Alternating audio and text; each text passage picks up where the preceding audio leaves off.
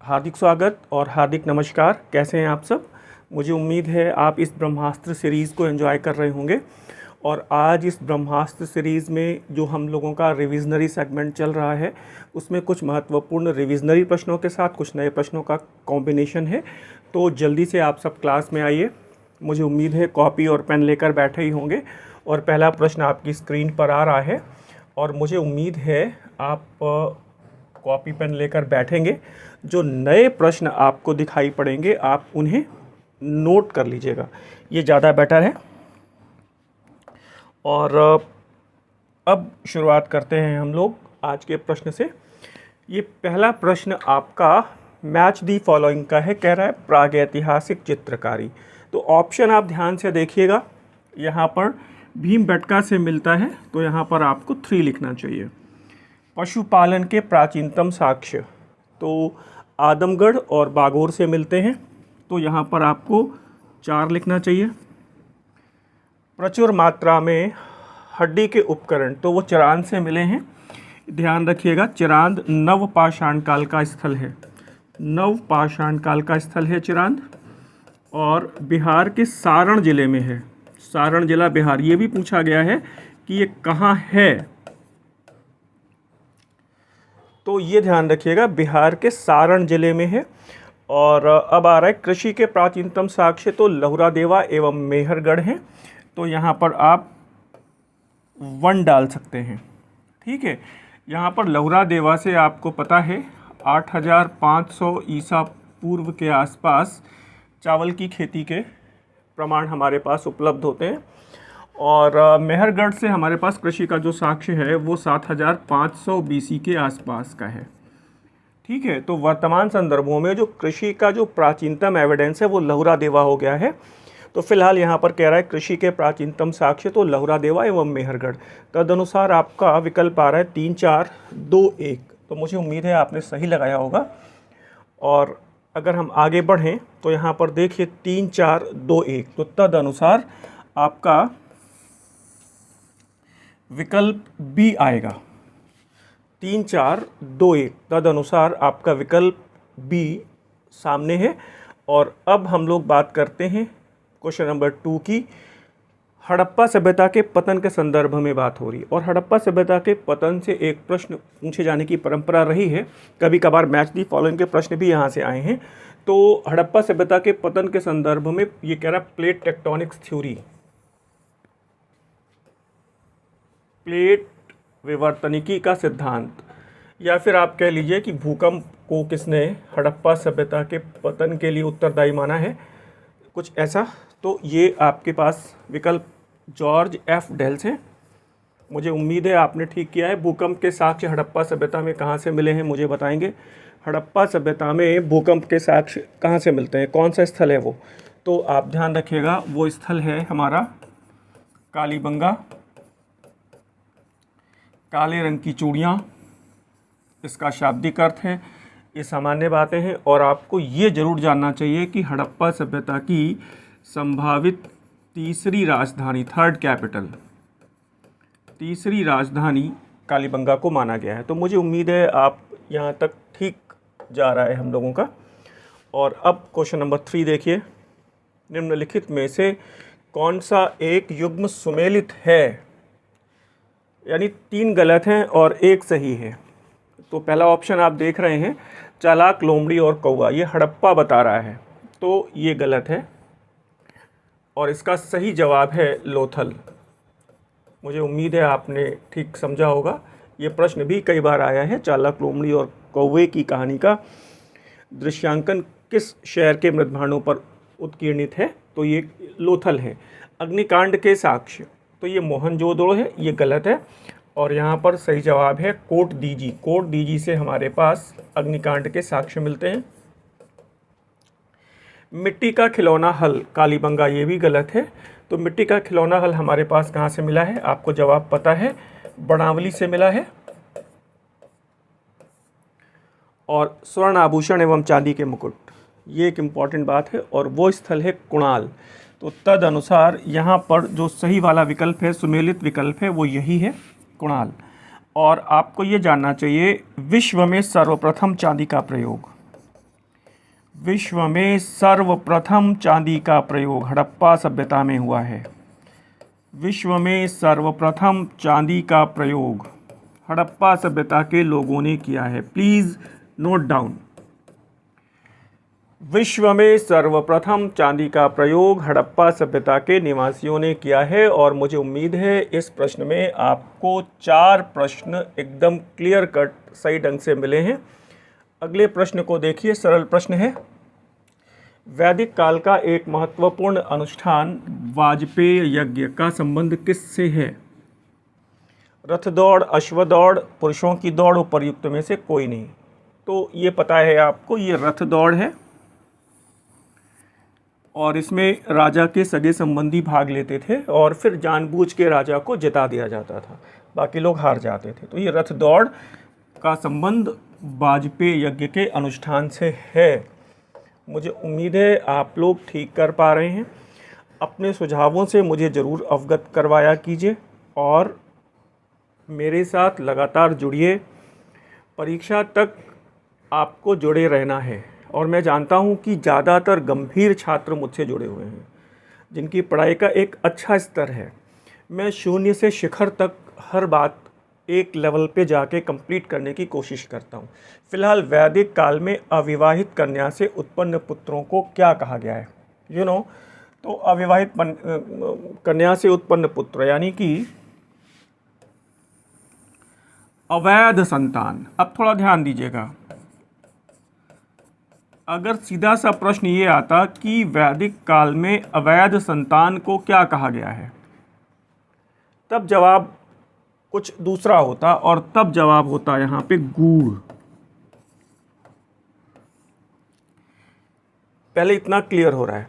अब वो कह रहा है कि अविवाहित कन्या से उत्पन्न पुत्र को क्या कहा गया है, यानी ये भी अवैध संतान है। वो टाइप्स ऑफ अवैध संतान की बात हो रही है।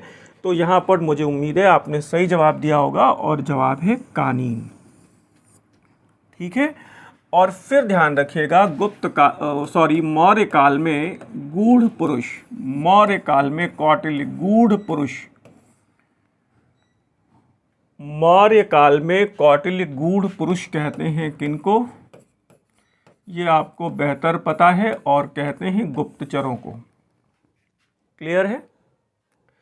और क्षेत्रज किसको कहा गया है? तो ध्यान रखिएगा, नियोग प्रथा से उत्पन्न पुत्र को, नियोग प्रथा से उत्पन्न पुत्र को क्षेत्रज कहा गया है।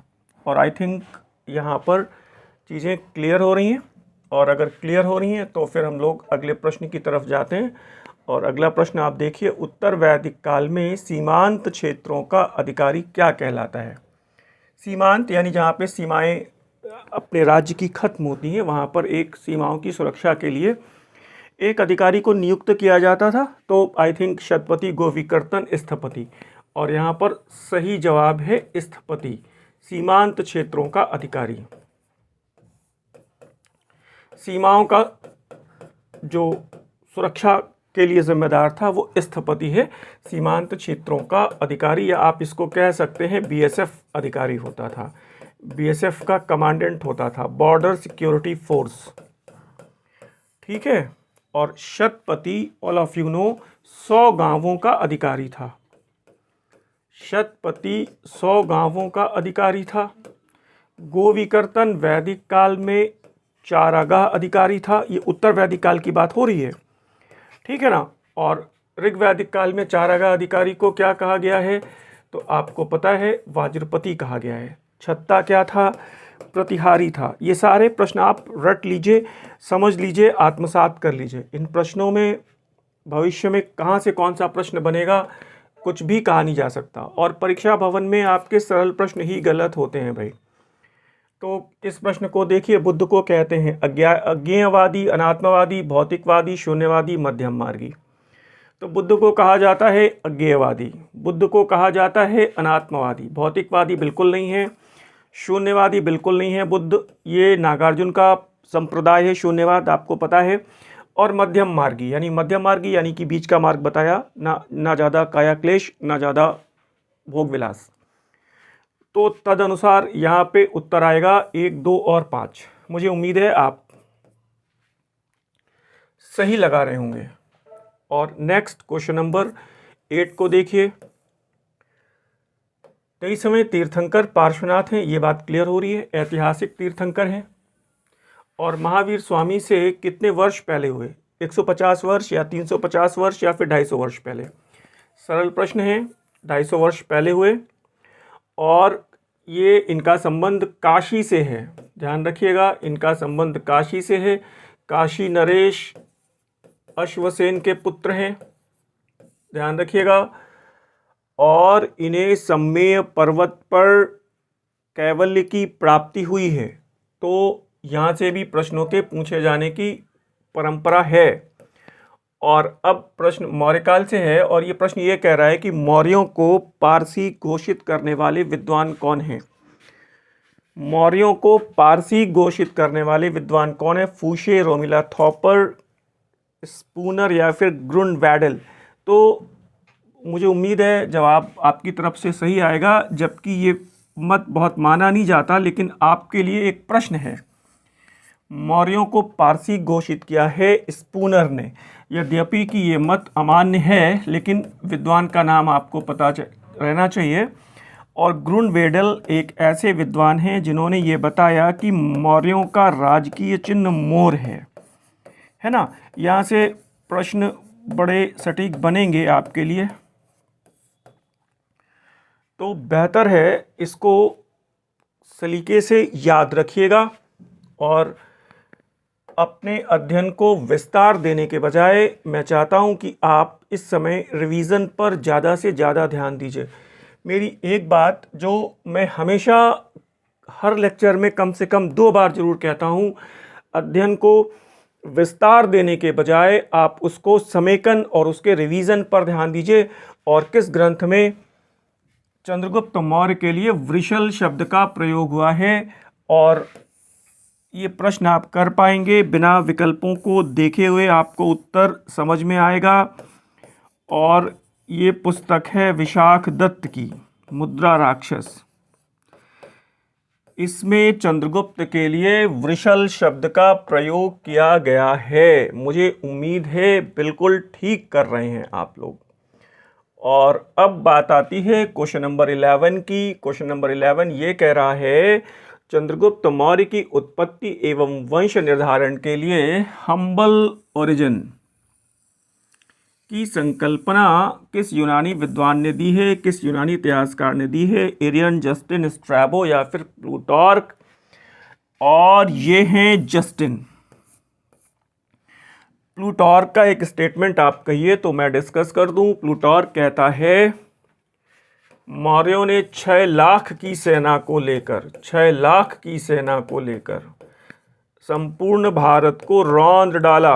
6 लाख की सेना लेकर संपूर्ण भारत को रौंद डाला। कौन कहता है?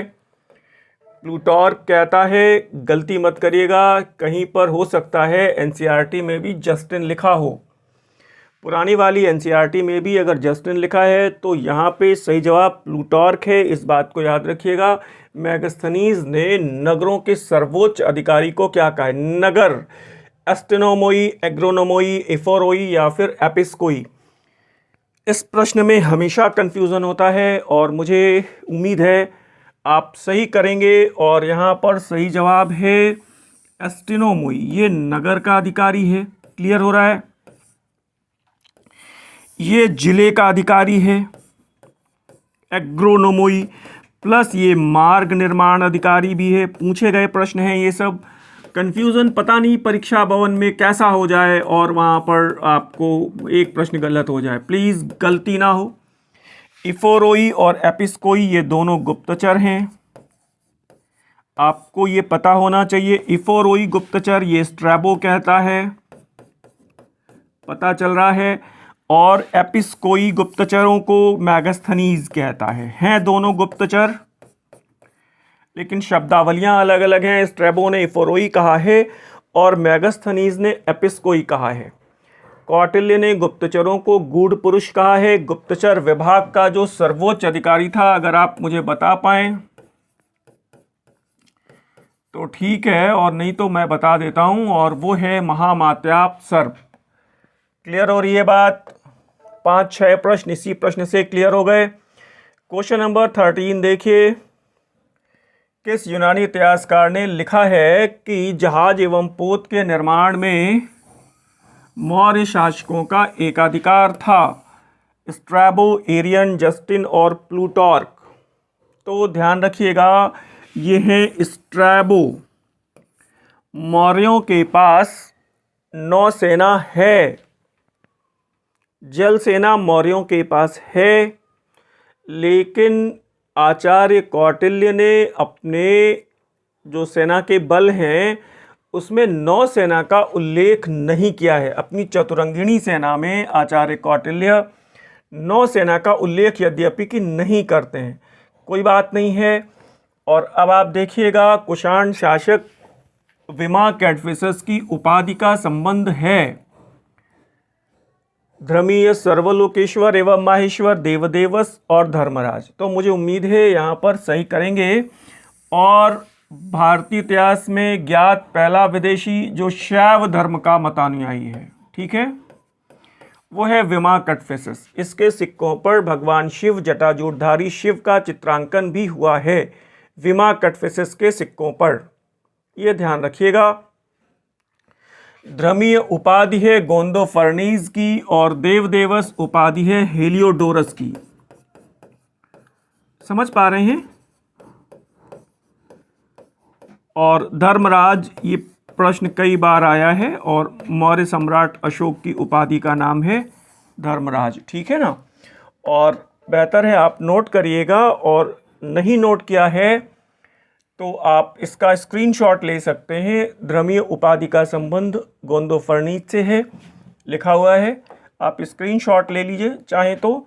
धर्मीय उपाधि का संबंध गोंदोफर्नीज से है, देवदेवस का संबंध हेलियोडोरस से है, पहला ज्ञात विदेशी जिसने भागवत धर्म को स्वीकार किया, और धर्मराज की उपाधि का संबंध अशोक से है। और आई थिंक ये सारी बातें क्लियर हो रही होंगी।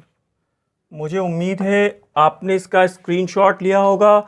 और अब आपके सामने अगला प्रश्न है, जल्दबाजी मत करिएगा। निम्नलिखित में से किस में सती प्रथा का प्राचीनतम साहित्यिक साक्ष्य मिलता है? प्राचीनतम साहित्यिक साक्ष्य मिलता है मथुरा अभिलेख में, इलाहाबाद स्तंभ लेख में, महाभारत में, या फिर एरण अभिलेख में। इस प्रश्न को जल्दी मत करिएगा, और अगर जल्दबाजी में कहीं आपने इसको लगा दिया है, डी लगा दिया है, तो गलत हो जाएगा। यहाँ पर महाभारत में होगा। और ये साहित्यिक साक्ष्य पूछा है। कितने लोगों ने गलत कर दिया इस प्रश्न को?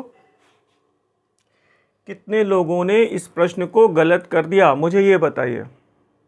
साहित्यिक साक्ष्य पूछा है। और बड़ी बात यह है, जो एरण अभिलेख है ना, ये सती प्रथा के प्रचलन का प्राचीनतम अभिलेखीय साक्ष्य है। 510 ईस्वी का है, भानुगुप्त का है। यहाँ से भी प्रश्न कई बार बनते हैं। मुझे उम्मीद है आपने ठीक किया होगा। बताइए, ठीक जा रहा है? गलती तो नहीं हुई? अगले प्रश्न की तरफ आते हैं। और अगर ये सरल प्रश्न गलत हो जा रहे हैं तो गड़बड़ है। क्वेश्चन नंबर 16 देखिएगा। हर्षवर्धन का समकालीन कामरूप यानी असम का शासक कौन है, जिसने शशांक के विरुद्ध हर्ष को सहायता का प्रस्ताव भेजा? अवंती वर्मन है, अंशु वर्मन है, भास्कर वर्मन है, या फिर दुर्लभ वर्धन है? तो मुझे उम्मीद है आपने ठीक किया होगा, और ये जवाब है भास्कर वर्मन। बिल्कुल ठीक है, असम का शासक है। दुर्लभ वर्धन कश्मीर का शासक है, ध्यान रखिएगा। और इसने हर्ष को भगवान बुद्ध का दांत सौंपा था। मुझे उम्मीद है आप याद कर पा रहे होंगे, और ये भी एक तरह से ठीक रहा। और अब आगे आप देखिए, क्वेश्चन नंबर 17 आ रहा है। उत्तर मेरूर शिलालेख हमें किस विषय में जानकारी देता है? पहले तो ये ध्यान दीजिएगा, चोलों के समय का है ये। और एक इम्पॉर्टेंट बात ये है, किसका है, तो ये भी याद रखना है, परांतक प्रथम का है। छोटे छोटे प्रश्न हैं। चोलों का उद्गम गलत है। राजराज प्रथम का सैनिक अभियान, ये भी गलत है। चोलों और शैलेंद्र के बीच कूटनीतिक संबंध, ये भी गलत है। और फिर ये चोलों का स्वायत्तशासी ग्रामीण प्रशासन, ठीक है। इसमें कुछ रूल्स एंड रेगुलेशंस, कुछ संवैधानिक सभाएं और गांव का जो स्वायत्तशासी ग्रामीण प्रशासन है उसके बारे में जानकारी दी गई है। मुझे उम्मीद है आपने सही किया होगा, गलत मत करिएगा। हमेशा करके कई सारे प्रश्न आ रहे हैं। हमेशा की तरह मैं आपको बता भी रहा हूं कि हम लोगों की एक ऑनलाइन टेस्ट सीरीज़ अलग चल रही है जिसमें मैंने बहुत सारे प्रश्न हल करवाए हैं। लगभग 15,000 प्रश्न मैंने अब तक हल करवा दिए हैं और आगामी परीक्षा तक मेरा 15,000 प्रश्नों को हल करवाने का लक्ष्य है। आप सभी का काफ़ी छात्रों ने सहयोग दिया है, काफ़ी छात्रों ने इसमें अपनी भागीदारी सुनिश्चित की है। आप चाहें तो हमारी इस ऑनलाइन टेस्ट सीरीज़ को ज्वाइन कर सकते हैं। एक प्रश्न पत्र में 125 प्रश्न होते हैं, ये आपको पता है, मैं आपको पुनः बता रहा हूँ। और ये इतिहास के तीनों खंडों में बराबर विभाजित होते हैं, लगभग बराबर विभाजित होते हैं। और अधिक जानकारी आप हमारे स्क्रीन पर दिए गए नंबरों पर व्हाट्सएप के माध्यम से प्राप्त कर सकते हैं। मैंने आपकी परीक्षा की दृष्टि से एक बुकलेट तैयार करवाई है जो लगभग 250 पन्ने की बुकलेट है। अपने प्रत्येक लेक्चर में मैं ये बुकलेट की चर्चा करता रहा हूँ। इसमें एंशिएंट मेडिवल मॉडर्न के महत्वपूर्ण परीक्षा उपयोगी टॉपिक, जो ऐसे टॉपिक्स हैं, आप ध्यान से देखिए, ऐसे महत्वपूर्ण परीक्षा उपयोगी टॉपिक जो परीक्षा की दृष्टि से अत्यंत महत्वपूर्ण हैं, उन सूचनाओं को बहुत प्रामाणिकता के साथ इसमें संकलन करने का प्रयास किया गया है। सैकड़ों की संख्या में हमारे क्लास से छात्र सफल हुए हैं, आप देख पा रहे होंगे। यदि आप चाहें तो आप इस बुकलेट को मंगवा सकते हैं और अपनी अध्ययन सामग्री में इसको रिविजनरी बुकलेट के तौर पर शामिल कर सकते हैं। ये आपके विवेक और आपकी इच्छा पर निर्भर करता है, आप चाहें तो इसको मंगवा सकते हैं। फिलहाल अब हम लोग आते हैं अपने अगले प्रश्न पर, और ये मत्तविलास प्रहसन और भगवद्जुकीयम ग्रंथ की रचना किस शासक ने की थी? तो सोमेश्वर तृतीय, महेंद्र वर्मन प्रथम, प्रवरसेन द्वितीय, फिर अमोघ वर्ष। तो ये पुस्तक जहाँ तक मैं याद कर पा रहा हूँ महेंद्र वर्मन प्रथम की है। ध्यान रखिएगा, ये प्रश्न कई बार आया है। प्रवरसेन द्वितीय की एक पुस्तक मुझे आप बताएंगे क्या? प्रवरसेन द्वितीय की भी एक पुस्तक है, कई बार पूछी गई है, मैं बता देता हूँ। और उस पुस्तक का नाम है सेतुबंध। ठीक है। प्रवरसेन प्रथम ने 4 अश्वमेध यज्ञ किए थे, ये भी आपको पता है, वो प्रश्न भी कई बार आया है। अमोघ वर्ष की 2 पुस्तकें हैं, अगर आप बताना चाहें तो बता दें, कल के पेपर में ये प्रश्न था, कविराज मार्ग, और दूसरी पुस्तक है प्रश्नोत्तर मालिका। ठीक है, मैं लिख रहा हूँ, आप इसे नोट कर लीजिए भाई। ठीक है, दूसरी पुस्तक है प्रश्नोत्तर मालिका। तो यहाँ से भी आपको 4-5 प्रश्न मिल रहे हैं इस क्वेश्चन से। और अगला क्वेश्चन नंबर 19 आप देखिए, भारतीय योग पद्धति प्राणायाम एवं संगीत। थोड़ा ध्यान दीजिएगा, प्राणायाम और संगीत की बात भी हो रही है।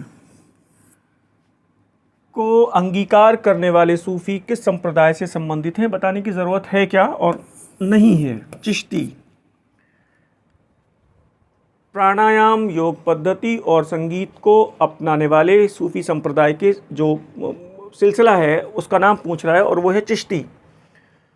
और एक प्रश्न ऐसे भी आया है कि संगीत आत्मा का पौष्टिक आहार है। किसने कहा है?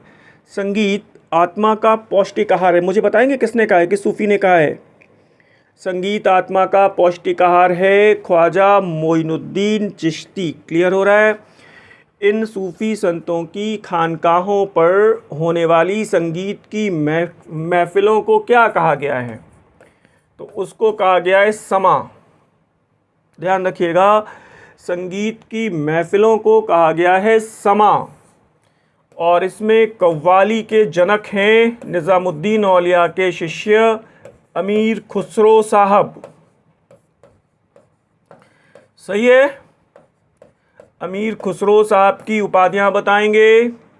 तो अमीर खुसरो साहब की उपाधियां बड़ी कॉमन हैं और कई बार पूछी गई हैं। तूती ए हिंद, और एक उपाधि है इनकी तुर्कल्लाह। याद रखिएगा भाई,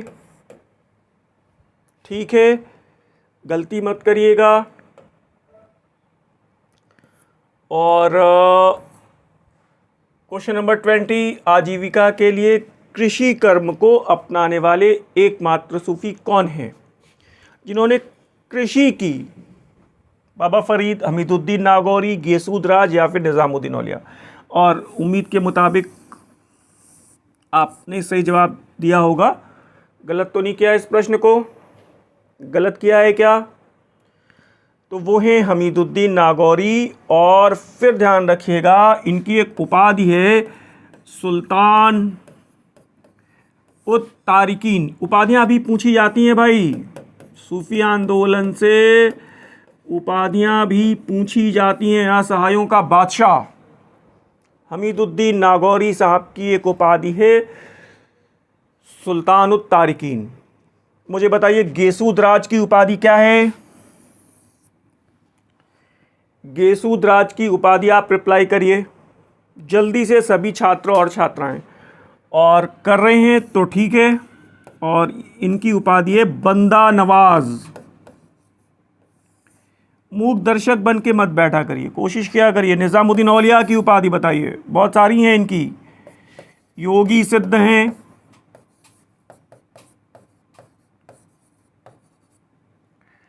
और महबूब ए इलाही,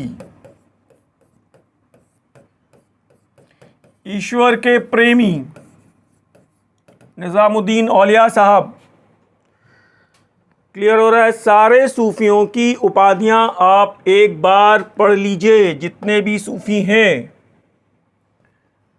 और अब देखिए यहां पर फिर बात आ गई, भाग्य बंधु की उपाधि का संबंध है कि सूफी की उपाधि भाग्य बंधु है। मोइनुद्दीन चिश्ती, गेसूद राज, कुतुबुद्दीन बख्तियार काकी साहब या उपर्युक्त में से कोई नहीं। और जहां तक मैं याद कर पा रहा हूं, और वो है कुतुबुद्दीन बख्तियार काकी साहब, भाग्य बंधु। ख्वाजा मोइनुद्दीन चिश्ती हैं सुल्तान उल हिंद, मोहम्मद गौरी ने दिए, हिंदुस्तान का आध्यात्मिक गुरु। ठीक है ना? गेसूद राज की मैंने आपको अभी बता दी, बंदा नवाज। कितने आराम से इजी वे में सॉल्व हो रहा है। अगर आप रिकॉल कर पा रहे हैं अपनी मेमोरी में तो ये बेहतर है। कौन सा मकबरा ताजमहल की फूहड़ नकल कहलाता है? कभी कभी इसको कुछ इतिहासकारों ने द्वितीय ताजमहल भी कह दिया है। अब ये सब प्रश्न अब मुझे उम्मीद नहीं है कभी पूछे जाएंगे, लेकिन अगर कभी पूछे जाएं तो गलत नहीं होना चाहिए। एतमादुद्दौला का मकबरा गलत है, अनारकली का मकबरा गलत है, और सही जवाब है यहाँ पे दिकरास बानू बेगम, औरंगाबाद में है ये। ध्यान रखिएगा, औरंगजेब की पत्नी है। इसी को कहा गया है राबिया उद दुर्रानी, इसी को कहा गया है राबिया उद दुर्रानी। ठीक है? तो ताजमहल की फूहड़ नकल या फिर द्वितीय ताजमहल वो है राबिया उद दुर्रानी या फिर दिकरास बानू बेगम का मकबरा। गलत नहीं किया है मुझे उम्मीद है।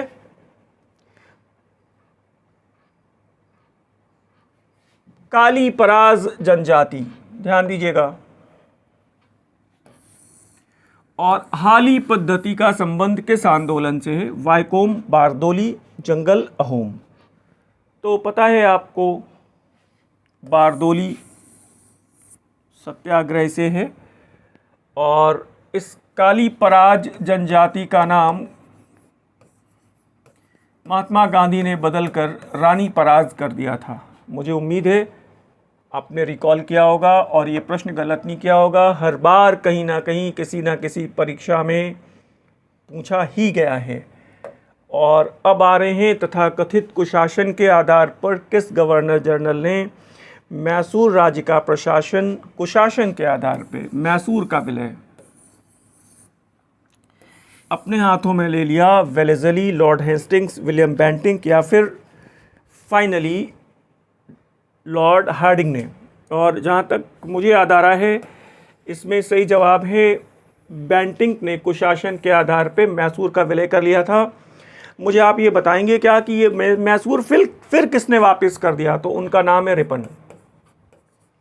तो फिर उनका नाम है रिपन। ठीक है, और अगले प्रश्न पर जाइए।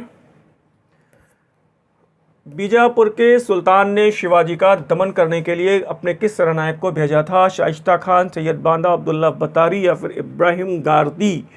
तो सही जवाब बिल्कुल ठीक है, और ये अब्दुल्ला बतारी हैं। इनका नाम भी पूछा गया है, इसका नाम था अफजल खान। और मुझे उम्मीद है ठीक कर रहे हैं। पानीपत के तृतीय युद्ध में मराठों के सेनापति थे तोपची थे, माफ़ी चाहता हूँ, मराठा तोप खाने के प्रमुख थे इब्राहिम गारदी। मुझे उम्मीद है आपने इन 25 प्रश्नों में आज लगभग 90 के करीब प्रश्नों को हल किया है। मुझे उम्मीद है हम लोग ठीक जा रहे हैं। रिवीज़न अवश्य करिए, मेरी इस श्रृंखला से जुड़िए, मेरे ऑनलाइन जो टेस्ट पेपर्स चल रहे हैं उससे जुड़ने की कोशिश करिए।